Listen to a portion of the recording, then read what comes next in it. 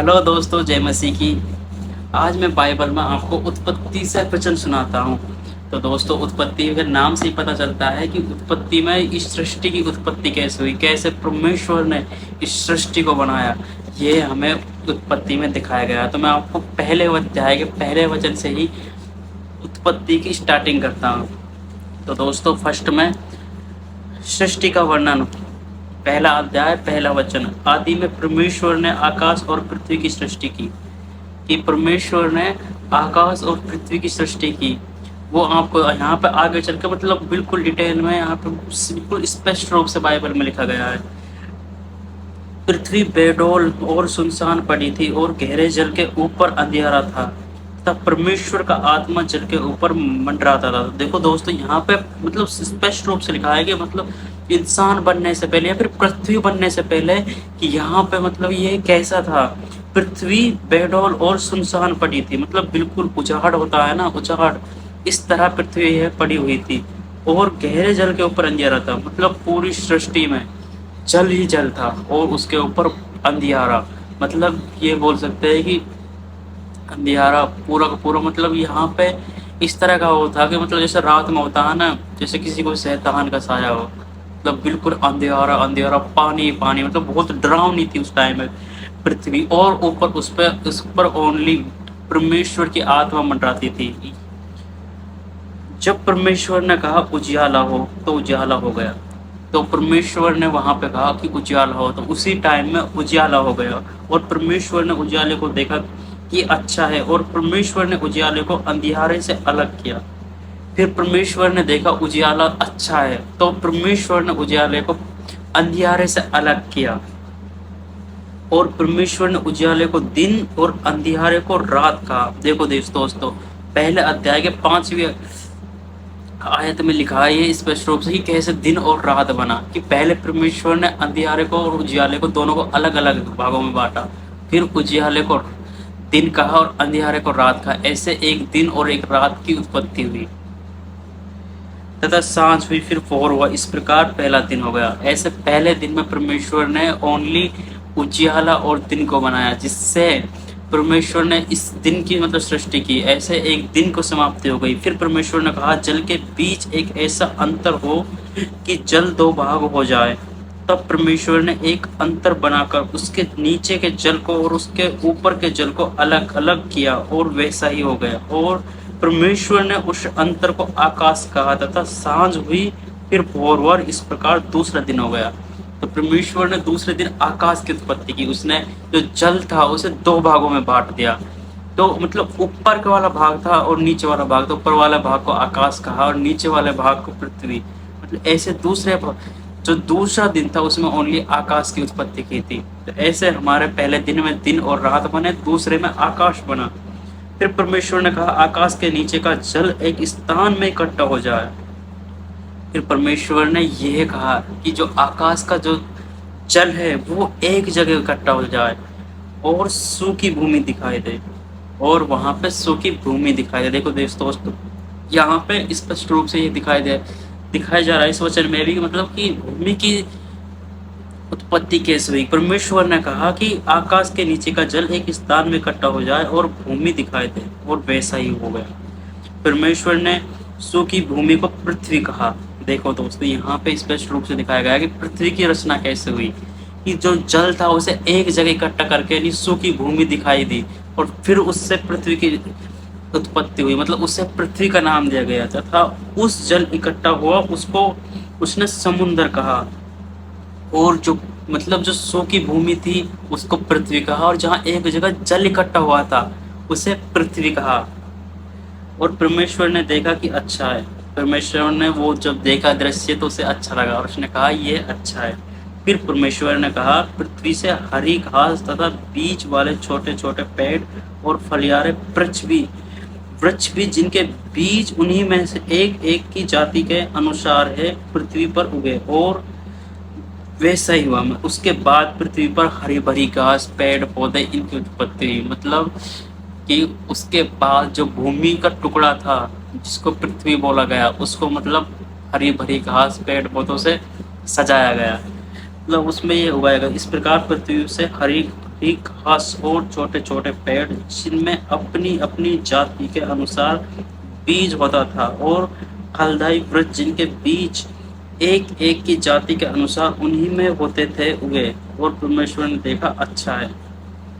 उसके बाद में पृथ्वी पर घास और मतलब अलग अलग प्रकार के फल देने वाले, फल नहीं देने वाले वृक्ष उगे गए, तथा सांझ हुई, फिर भोर हुआ। इस प्रकार तीसरा दिन हुआ। तो मतलब पहले दिन में परमेश्वर ने दिन और रात की उत्पत्ति की, दूसरे दिन में आकाश, और तीसरे दिन में फल वृक्ष हरी भरी घास की उत्पत्ति हुई। फिर परमेश्वर ने कहा दिन को रात से अलग करने के लिए आकाश के अंतर में ज्योतियां हो, और वह चिन्हों और नियत समयों और दिनों और वर्षों के कारण हो, और वे ज्योतियां आकाश के अंतर में पृथ्वी पर प्रकाश देने वाली भी ठहरे। और वैसा ही हुआ। तब परमेश्वर ने दो बड़ी ज्योतियां बनाई, उनमें बड़ी ज्योति को दिन प्रभुता करने के लिए और छोटी ज्योति को रात पर प्रभुता करने के लिए बनाया गया, और तारागण को भी बनाया गया। परमेश्वर ने उनको आकाश के अंतर में इसलिए रखा कि वो पृथ्वी पर प्रकाश दे तथा दिन और रात के प्रभुता और उजियाले को अंधियारे से अलग करे। और परमेश्वर ने देखा कि अच्छा है, तथा सांझ हुई, फिर भोर हुआ। इस प्रकार चौथा दिन हुआ। तो दोस्तों यहाँ पे जो ज्योतियों का वर्णन हो रहा है, मतलब दो ज्योतियां बनाई गई, एक को दिन के लिए, एक को रात के लिए। वो ज्योति है चांद और सूरज कि मतलब उजियाले को दिन से अलग करने के लिए, और दिन को उजियाले से, मतलब उजियाले को अंधेरे से अलग करने के लिए, अंधेरे को उजियाले से अलग करने के लिए दो ज्योतियां बनाई गई। तो एक का नाम था चांद रखा गया, एक का सूरज रखा गया। तो जो सूरज था उसको दिन के लिए रखा गया, क्योंकि उसके में उजियाले की ज़्यादा जरूरत होती है। और जो छोटे उजाला के लिए रखी गई वो चांद, तो वो रात के लिए रखा गया, क्योंकि मतलब रात में अंधेरे की जरूरत होती है, तो चांद कम रोशनी देता। तो ऐसे पृथ्वी पर चांद और सूरज का वर्णन हुआ। देखो दोस्तों, मतलब आपको डिटेल में यहाँ पे सब कुछ बताया गया है कि मतलब कैसे ये सृष्टि बनी, कैसे आगे चल के आपको ये भी पता लगेगा कैसे मनुष्य बना। ये अभी तक मतलब यहाँ का वातावरण कैसे बना, ये जितना भी हमको दिखाई देता है, चांद, सूरज, पृथ्वी, आकाश, समुद्र, उन सब का वर्णन था 4 दिनों तक। 4 दिन तक यही हुआ। उसके बाद में यहाँ पे लिखा गया बाइबल में अध्याय 20 में, मतलब अध्याय 1 के 20 आयत में, फिर परमेश्वर ने कहा जल जीवित प्राणियों से बहुत ही भर जाए, और पक्षी पृथ्वी के ऊपर आकाश के अंतर में उड़े। फिर परमेश्वर ने परमेश्वर ने यहाँ पे पक्षियों का मतलब वर्णन किया गया कि पक्षियों को बनाया गया उसके बाद में, कि यह जो पूरा वातावरण है ये पक्षियों से भर जाए। इसलिए परमेश्वर ने जाति जाति के बड़े बड़े जल जंतुओं की और उन सब जीवित प्राणियों की भी सृष्टि की जो चलते फिरते थे, जिनमें से जल बहुत ही भर गया, और एक एक जाति के उड़ने वाले पक्षियों की भी सृष्टि की। और परमेश्वर ने देखा कि अच्छा है। और परमेश्वर ने यह कह के उनको आशीष दी, फूलो फलो और समुद्र के जल में भर जाओ, और पृथ्वी और पक्षी पृथ्वी पर पड़े। तथा सांझ हुई, फिर और हुआ। इस प्रकार 5वां दिन हुआ। मतलब 5वें दिन में परमेश्वर ने जितने भी मतलब आकाश में, पृथ्वी पे जो जितने भी जीव जंतु है उनकी सृष्टि की। जीव जंतु मतलब जैसे समुद्र था, समुद्र में मतलब जाति जाति प्रकार की मछलियों को बनाया गया, और आकाश में उड़ने वाले पक्षियों को, धरती पर रहने वाले, मतलब आकाश, जमीन और जल, तीनों के लिए अलग अलग प्रकार के जानवरों को बनाया गया, पक्षियों को बनाया गया। मतलब जो सारी की सारी सृष्टि का इस तरह वर्णन हो, इस तरह बनाई गई। उसके बाद में फिर परमेश्वर ने कहा पृथ्वी से एक जाति के जीवित प्राणी अर्थात घरेलू पशु और रेंगने वाले जंतु और पृथ्वी के वन पशु जाति के अनुसार उत्पन्न हो। मतलब सभी प्रकार के जीव जंतु उत्पन्न हो, पृथ्वी पर मछलियाँ, धरती पर रेंगने वाले और आकाश के लिए उड़ने वाले के अनुसार उत्पन्न हो। और वैसा ही हो गया। इस प्रकार परमेश्वर ने पृथ्वी के जाति जाति के वन पक्षियों को और जाति जाति के घरेलू पशुओं को और जाति जाति के भूमि सब रेंगने वाले जंतुओं को बनाया गया। और परमेश्वर ने देखा कि अच्छा हो। इस प्रकार परमेश्वर ने धरती के लिए अलग, जल के लिए अलग, आकाश के लिए अलग, और घर के जो घरेलू काम आते हैं उनके लिए अलग अलग पशु पक्षियों को बनाया गया। फिर परमेश्वर ने कहा, हम मनुष्य को अपने स्वरूप के अनुसार अपनी समानता में बनाए। देखो दोस्तों, यहाँ पर देखो, मतलब पहले अध्याय के 26 आयत में, फिर परमेश्वर ने कहा, हम मनुष्य को अपने स्वरूप के अनुसार अपनी समानता में बनाए। मतलब यहाँ पे स्पष्ट लिखा गया, मतलब यहाँ से हमें पता लगेगा कि मनुष्य कैसे बनाया गया। और यहाँ पे स्पष्ट लिखा है, जो मनुष्य है वो परमेश्वर के स्वरूप थे। मतलब यहाँ पे देखो, फिर परमेश्वर ने कहा, हम मनुष्य को अपने स्वरूप के अनुसार अपनी समानता में बनाए। मतलब हमारी समानता के अनुसार मनुष्य को बनाए, मतलब हम परमेश्वर के समान दिखने वाले हैं। और वे समुद्र की मछलियों और आकाश के पक्षियों और घरेलू पशुओं और सारी पृथ्वी पर और सब रेंगने वाले जंतुओं पर जो पृथ्वी पर रेंगते हैं अधिकार रखे। मतलब यहाँ पे स्पष्ट लिखा गया है कि मनुष्य को इस प्रकार बनाया गया है कि वो सभी जितना भी, मतलब उसने पहले जो जीव जंतु बनाए थे ना, जल के, आकाश के, पृथ्वी पे, सब पे अधिकार करे। मतलब एक मनुष्य को इस, मतलब पूरी पृथ्वी पर मनुष्य को सबसे सर्वश्रेष्ठ बनाया परमेश्वर ने। यह यहाँ पे स्पष्ट लिखा गया है कि जो मनुष्य है वो रेंगने वाले, उड़ने वाले, तैरने वाले, घरेलू जितने भी पशु पक्षी सब पर राज करे। तब परमेश्वर ने मनुष्य को अपने स्वरूप के अनुसार उत्पन्न किया। देखो दोस्तों, देखो यहाँ पे 27 आयत, मतलब पहले अध्याय के 27 आयत में साफ लिखा है, तब परमेश्वर ने मनुष्य को अपने स्वरूप के अनुसार उत्पन्न किया। एक परमेश्वर ने जो मनुष्य को बनाया है वो मतलब अपने स्वरूप, मतलब परमेश्वर का जैसा स्वरूप है ऐसा ही मनुष्य को स्वरूप दिया गया। मतलब परमेश्वर ने अपने इतना, मतलब मनुष्य ने, वो परमेश्वर ने मनुष्य को उच्च अधिकार दिया, उच्च मतलब समानता दी है। मतलब अपने अनुसार जैसे खुद दिखता है ऐसे ही परमेश्वर ने मनुष्य को बनाया गया।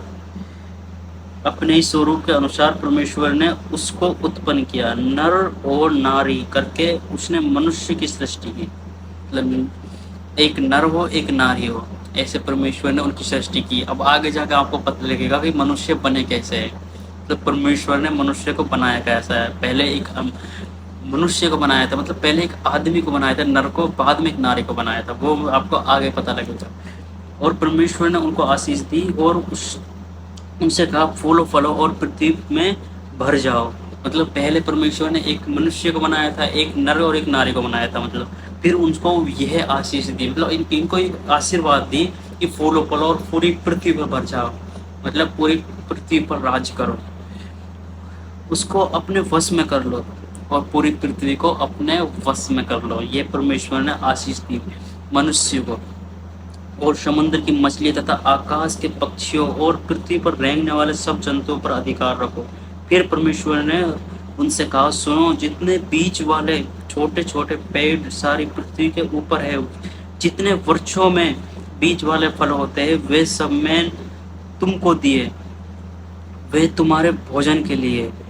परमेश्वर ने यहाँ पे मतलब इंसान को खाने के लिए, देखो यहाँ पे दिया गया है स्पष्ट रूप से 29 आयत में, पहले अध्याय की में, कि परमेश्वर ने जितने भी मतलब बीज वाले वृक्ष है वो परमेश्वर को खाने, परमेश्वर ने मनुष्य को खाने के लिए दिया है।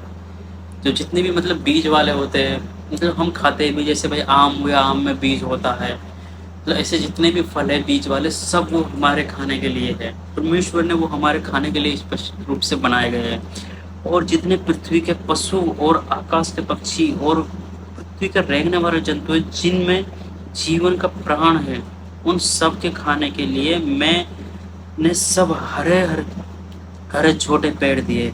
मतलब जितने भी रेंगने वाले पशु पक्षी है और जितने भी जानवर है, सब के लिए हरे भरे जितने भी पेड़ है वो दिए। जैसे घास फूस है, मतलब जिसे छोटे पेड़ है जो बीज वाले नहीं है, मतलब इसमें अधिकतर तो घास ही आती है, मतलब और भी बहुत सारे वृक्ष है, वो परमेश्वर ने जितने भी जानवर है सबको खाने के लिए अधिकार दिया जानवरों को उनको। और वैसा ही हो गया, मतलब परमेश्वर ने ऐसा कहा और ऐसा ही हो गया। बीज वाले जितने भी पेड़ पौधे थे वो सब इंसान के लिए, और घास फूस हरे बड़े पेड़ पौधे थे वो सब जानवरों के लिए परमेश्वर ने बांटे। तब परमेश्वर ने जो कुछ बनाया था सबको देखा, तो क्या देखा कि वह बहुत ही अच्छा है। उसके बाद परमेश्वर ने जो कुछ बनाया उसे देखा परमेश्वर ने, और देखकर उसने जाना कि ये तो बहुत ही अच्छा है, और परमेश्वर मतलब सब कुछ देखकर खुश हुआ। तथा सांझ हुई, फिर भोर हुआ, इस प्रकार छठवां दिन हो गया। इस तरह 6 दिन में पूरी सृष्टि का निर्माण हुआ है। आपने देखा मतलब 6 दिन, छठवें दिन परमेश्वर ने नर और नारी को बनाया था। वो कैसे बनाया वो मैं आपको आगे बताऊंगा कि मनुष्य की उत्पत्ति कैसे हुई। इस तरह मतलब ये जो अभी तक वर्णन था ये 6 दिन का था। मतलब 6 दिन परमेश्वर ने काम किया और 6 दिन के अनुसार इस पूरी सृष्टि को बनाया। मतलब 6 दिन में, ओनली 6 दिन में ये पूरी सृष्टि बनी। जितने भी जीव जंतु, आकाश, दिन रात, पृथ्वी, समुद्र, पेड़ पौधे और नर और नारी है, सब कुछ 6 दिन में बनाया गया। और मतलब 7वें दिन परमेश्वर ने आराम किया था कि 6 दिन में बहुत काम हो गया। वो जो आकाश और पृथ्वी उनकी सारी सेना को बनाना समाप्त हो गया। और परमेश्वर ने अपना काम जिसे वह करता था 7वें दिन समाप्त किया। उसने अपने किए हुए सारे काम में 7वें दिन विश्राम किया। देखो यहाँ पे लिखा है 6 दिन में पूरी सृष्टि को बनाया, स्पष्ट रूप से लिखा है। ये मतलब मैं बाइबल में ही पढ़कर मैं आपको बता रहा हूँ, बाहर से नहीं, कि किस प्रकार सृष्टि की रचना हुई। मतलब 6 दिन परमेश्वर ने काम किया और उसे देखा कि ये अच्छा लगा, और 7वें दिन परमेश्वर ने विश्राम किया। और परमेश्वर ने 7वें दिन को आशीष दी और पवित्र ठहराया, क्योंकि उसमें उसने सृष्टि की रचना के अपने सारे काम से विश्राम लिया। तो 6 दिन में परमेश्वर ने पूरी सृष्टि को बनाकर और 7वें दिन आराम किया।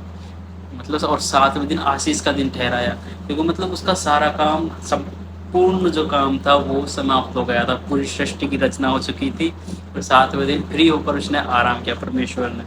अब मैं आपको बताऊंगा मतलब छठे दिन की मैं बताऊंगा छठे दिन परमेश्वर ने क्या किया, क्योंकि छठा दिन बहुत ही इम्पोर्टेंट है। क्योंकि इसमें बताया गया है कि इस जितने भी मतलब हम है, मनुष्य है, इसकी उत्पत्ति कैसे हुई।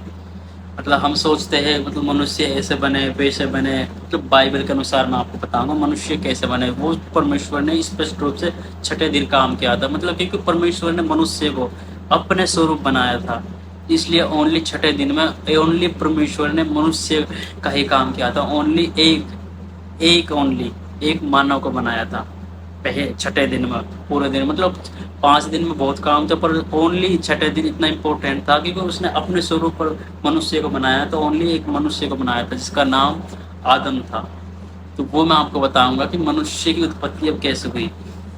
तो अभी तक आपने जाना कि मतलब पृथ्वी पर पेड़ पौधे, आकाश, पृथ्वी, समुंदर और मतलब जितने भी जीव जंतु उनकी उत्पत्ति कैसे हुई। अब मैं आपको स्पेशली मनुष्य की उत्पत्ति कैसे हुई वो बताएंगे कि मनुष्य की उत्पत्ति बहुत ही इम्पोर्टेंट होती है। सब सोचते हैं कि मनुष्य का कैसे बना कैसे नहीं बना, मतलब दिमाग में चलते ही रहता है। मतलब पर यह है कि पहले एक नर और एक नारी बना था, उसके बाद में इस पूरे सृष्टि में ये मनुष्य फैले थे। तो मैं जो पहला नर और नारी कैसे बना वो आपको बताऊंगा, तो आपको पता चलेगा कि मतलब नर और नारी कैसे बना। तो ये मैं आपको बाइबल के अनुसार बताता हूँ। अध्याय 2 के 4 आयत से हम पढ़ते हैं। वहां से स्टार्ट होती है मनुष्य की उत्पत्ति। आकाश और पृथ्वी की उत्पत्ति का वृत्तांत यह है कि जब वे उत्पन्न हुए, अर्थात जिस दिन यहोवा ने पृथ्वी को और आकाश को बनाया, तब मैदान का कोई पौधा भूमि पर न था और न मैदान का कोई छोटा पेड़ उगा था, क्योंकि यहोवा परमेश्वर ने पृथ्वी पर जल नहीं बरसाया था और भूमि पर खेती करने के लिए मनुष्य भी नहीं थे। मतलब यहाँ पे बताया गया है कि जब आकाश को बनाया तो उस टाइम कोई पेड़ पौधा नहीं था और मतलब कोई बरसात भी नहीं हुई थी। तो इसलिए उस टाइम बहुत ही शांत वातावरण था। तो भी कोहरा पृथ्वी पर उड़ता था जिससे सारी भूमि सींच जाती थी। मतलब उस टाइम में जो कोहरा पड़ता था जिसे हम धुंध कहते हैं, ओनली उसी से ही भूमि पूरी सींच जाती थी। मतलब पेड़ पौधों को पानी दिया जाता था, मतलब ओनली कोहरे से। तब यहोवा परमेश्वर ने आदम को भूमि की मिट्टी से रचा। देखो दोस्तों, अब यहाँ पे दूसरे अध्याय के 7वें आयत से स्पष्ट रूप से लिखा गया है। मतलब 7वें आयत से आपको पता लगेगा कि मनुष्य कैसे बना गया। अगर आप भी बाइबल से पढ़ना चाहते हो तो मतलब दूसरे अध्याय के 7वें आयत से आप पढ़ना स्टार्ट करें तो आपको पता चलेगा मनुष्य कैसे बना। तब यहोवा ने आदम को भूमि की मिट्टी से रचा, उसके नथनों में जीवन का श्वास फूंक दिया। तो इसमें लिखा गया है कि परमेश्वर ने भूमि की जो मिट्टी होती है उससे अपने स्वरूप में मनुष्य को बनाया, मतलब आदम को बनाया। उसने भूमि से एक मिट्टी ली, मतलब थोड़ी मिट्टी ली, उससे मनुष्य को बनाया और मनुष्य से बनाकर उसके नथनों में श्वास फूंकी और वह जी उठा। देखा दोस्तों, मतलब पहले इंसान की उत्पत्ति कैसे हुई थी परमेश्वर ने। आप हमेशा याद रखें, मतलब आपसे अगर कोई पूछे कहीं पर भी तो आप ये हमेशा याद रखें, पहले इंसान की उत्पत्ति कैसे हुई। परमेश्वर ने भूमि से मिट्टी ली और मिट्टी लेकर के परमेश्वर ने अपने स्वरूप मनुष्य को बनाया और उसके नथनों में सांस फूकी और वह जी उठा। इस तरह पहला मनुष्य बनाया गया। और युवा परमेश्वर ने पूर्व की ओर अदन में एक वाटिका लगाई, मतलब परमेश्वर ने मनुष्य बनाया था उसके लिए एक अलग से वाटिका बनाई और उसमें आदम को रखा गया। मतलब देखो दोस्तों, मतलब परमेश्वर ने जो हमको बनाया था फर्स्ट में तो कितनी मेहनत की थी हमारे लिए, खुद परमेश्वर ने एक वाटिका बनाई। और यहोवा परमेश्वर ने भूमि से सब भांति वृक्ष को देखने में जो मनोहर थे, जिसके फल खाने में अच्छे थे, उगाए और वाटिका के बीच में जीवन के वृक्ष को और भले या बुरे के ज्ञान के वृक्ष को भी उगाया। मतलब देखो परमेश्वर ने हमारे लिए कितनी मेहनत की थी। मतलब जितने भी अच्छे ओनली अच्छे वृक्ष थे, जो मनोहर थे, दिखने में अच्छे थे, जो ओनली फल हमें खाने के लिए देते थे, ओनली वाटिका में वही उगाए। और एक जीवन का वृक्ष, मतलब इसमें साफ लिखा है एक जीवन का वृक्ष लिखा है, मतलब वो एक वृक्ष ऐसा था जिसका फल खाने से अमर भी हो सकते थे। देखो दोस्तों, एक जीवन का वृक्ष और एक भले या बुरे के ज्ञान का वृक्ष। एक वृक्ष इसमें ऐसा था जो भले और ज्ञान का वृक्ष था, मतलब जिसे खाने से हमें ये ज्ञान मिलता था क्या सही है और क्या गलत है। उस वाटिका को सींचने के लिए एक महानदी अदन से निकली और वहां से आगे कहकर 4 धारा में बट गई। उसमें एक नदी को परमेश्वर ने बनाया जो अदन से निकली थी और जो आगे जाके 4 भागों में बट गई। मतलब वो अदन वाटिका से निकली थी और अदन वाटिका से पार होकर 4 धाराओं में बट गई। पहली धारा का नाम पिसोन है। यह वही है जो हवीला नाम के सारे देश को यहाँ सोना मिलता है। मतलब देखो दोस्तों, यह मतलब इस नदी का इस टाइम में नाम पिसोन नदी है और ये वह नदी है जिसमें मतलब सोना पाया जाता है, मतलब परमेश्वर के द्वारा बनाई गई थी और इसमें आज भी सोना मिलता है घरे हुए। उस देश का सोना चोखा होता है, मतलब उस देश में जिसमें ये नदी है उसका सोना सबसे अच्छा होता है। ये देखो बाइबल में भी दर्शाया गया, वहाँ मोती और सुलेमानी पत्थर भी मिलते हैं। देखो दोस्तों, उस नदी में मतलब मोती और सुलेमानी पत्थर जो मतलब एक बहुमूल्य चीज़ है वो मिलती है। दूसरी नदी का नाम गिहोन है। यह वही है जो कुश के सारे देश को घेरे हुए है। और तीसरी नदी का नाम हिद्देकेल है। यह वही है जो अश्शूर के पूर्व की ओर बहती है। और चौथी नदी का नाम फरात है। तब यहोवा परमेश्वर ने आदम को लेकर अदन की वाटिका में रख दिया। मतलब परमेश्वर ने पहले मनुष्य को बनाकर जो खूबसूरत वाटिका बनाई थी उसमें रख दिया कि वह उसमें काम करे और उसकी रक्षा करे। मतलब परमेश्वर ने पहले इंसान को इसलिए बनाया कि मतलब उसमें वो रहे और उसमें काम करे और उस वाटिका को और सुंदर बनाए।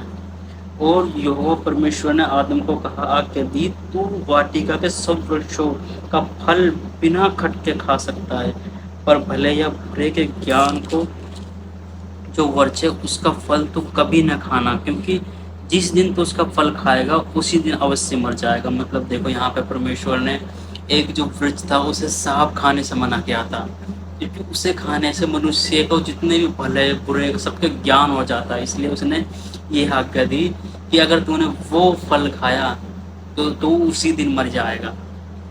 फिर यहोवा परमेश्वर ने कहा आदम को अकेला रहना अच्छा नहीं, मैं उसके लिए एक ऐसा सहायक बनाऊंगा जो उससे मेल खाए। मतलब फिर परमेश्वर ने देखा कि आदम है जो वो अकेला है तो वो अकेला रहना अच्छा नहीं, तो उसके लिए उसने उसके स्वरूप को और बनाने की सोचा। देखो यहाँ पे नारी मतलब स्त्री का कैसी रचना हुई, मतलब स्त्री कैसे बनी वो आपका पता लगेगा। और यहोवा परमेश्वर भूमि में से सब जाति के बैनेल पशु और आकाश के सब भांति पक्षियों को रचकर आदम के पास ले आया कि देख कि वह उनका क्या क्या नाम रखता है। मतलब परमेश्वर ने सारे जीव जंतुओं को उसके पास लाकर और वो आदम से कहा कि इनका आप नाम रखिए, और परमेश्वर देखता है कि उनका क्या क्या नाम रखता है, और जिस जिस जीवित प्राणी को जो नाम आदम ने रखा वही उसका नाम हो गया। मतलब जितने भी भाई जितने भी जीते हुए प्राणी थे, मतलब जीव जंतु थे, जो उसने आदम ने नाम रखा वही उनका नामकरण हो गया। आदम ने सब जाति घरेलू पशुओं और आकाश पक्षियों और सब जाति के पेड़ पशुओं के नाम रखे, परंतु आदम के लिए कोई ऐसा सहायक नहीं मिला जो उससे मेल खा सके। मतलब सारे जितने भी जीव जंतु थे सबके उन्होंने नाम रखे, पर उनको जो खुद से मेल खाए, जिसके साथ वो खुद रह सकता है, ऐसा कोई नहीं मिला उनमें। तब यहोवा परमेश्वर ने आदम को भारी नींद में डाल दिया। उसके बाद परमेश्वर ने मतलब नारी बनाने का सोचा और परमेश्वर को फिर से गहरी नींद में सुला दिया। जब वह सो गया तो उसने उसकी एक पसली निकाल कर, अब देखो दोस्तों, मतलब स्त्री की रचना कैसे हुई। आदम की पसली को, मतलब जो मनुष्य पहला था उसके ही द्वारा स्त्री को बनाया गया, मतलब आदम की पसली को निकाल दिया। तब उसने उसकी एक पसली निकाल कर उसकी जगह मांस भर दिया। उसकी एक पसली निकाली और उसकी जगह मांस भर दिया, और यहोवा परमेश्वर ने उस पसली को जो उसने आदम से निकाली थी स्त्री बना दी। देखो दोस्तों, स्त्री का कैसे वर्णन हुआ। आदम को मिट्टी से द्वारा बनाया गया और स्त्री को आदम की ही पसली निकालकर स्त्री को बनाया गया। उसको आदम के पास ले आया। तब आदम ने कहा, अब यह मेरी हड्डी में की हड्डी और मेरे मांस का मांस है। आदम ने कहा कि ये मेरी हड्डी की हड्डी और मेरे मांस का मांस है, इसलिए इसका नाम नारी होगा, क्योंकि यह नर में से निकली गई है। मतलब नर से बनाई गई है, इसलिए उसका नारी नामकरण रखा गया। इस कारण पुरुष अपने माता पिता को छोड़कर अपनी पत्नी से मिला रहेगा और वह एक ही तन बने रहेंगे। आदम और उसकी पत्नी दोनों नंगे थे पर लजाते नहीं थे। तो दोस्तों इसमें देखो ये बताया गया है कि मतलब नर और नारी को कैसे बनाया गया। मतलब जो ये भी देखो, एक लास्ट का जो वचन था कि पति पत्नी से बना रहेगा। क्यों बना रहेगा? क्योंकि जो पत्नी है वो पत्नी जो पति है उसके ही हड्डी से और मांस से बनाई गई है। मतलब पत्नी जो बनाई गई है वो उसी के ही, मतलब जिसके साथ वो जो उसको जीवन साथी है उसके ही मांस से और हड्डी से बनाई गई है, इसलिए उनमें वो ज़्यादा बनेगी। मतलब माता पिता से ज़्यादा बनेगी। ये चीज़ तो बाइबल भी स्वीकार करते हैं, इसलिए ही पति पत्नी में इतना प्यार होता है। और उन्होंने अभी तक मतलब जो भले और बुरे का वृक्ष था वो नहीं चखा था, इसलिए उनको मतलब कोई भी लज्जा नहीं आती थी और वो उस टाइम नंगे ही रहते थे। तो आगे मैं आपको बताऊंगा कि आगे कैसे सृष्टि की रचना हुई, कैसे वो वाटिका भी खत्म हो गई थी और कैसे मनुष्य आगे फैले। तो दोस्तों जय मसीह की सभी को। प्लीज़ लाइक शेयर और सब्सक्राइब करना नहीं भूलें। प्लीज़ आपके भाई को सपोर्ट करते करें। मिलते हैं बाइबल के नेक्स्ट वीडियो में, नेक्स्ट स्टोरी में। जय मसीह की बात दोस्तों।